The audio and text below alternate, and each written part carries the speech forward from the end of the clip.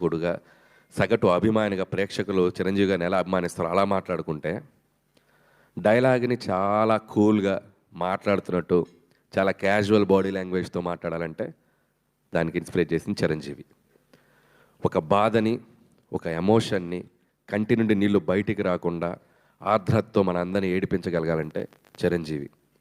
ఒక డ్యాన్స్‌ని అలవోకగా, గ్రేస్‌తో, మూవ్‌మెంట్స్‌తో డ్యాన్స్ అంటే ఇలా కదా చేయాలని చెప్పాలంటే చిరంజీవి.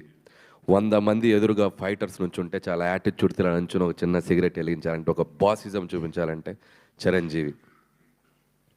ఇలా చెప్పుకుంటూ పోతే నటనలో ఉన్న నవరసాలని అద్భుతంగా, అందంగా, తన మార్క్‌తో, తన స్టైల్‌తో, తన ఓన్ చేసుకొని ఒక స్పెషల్ యాక్టింగ్ లాగా మనందరికీ ప్రజెంట్ చేసిన వ్యక్తి చిరంజీవి.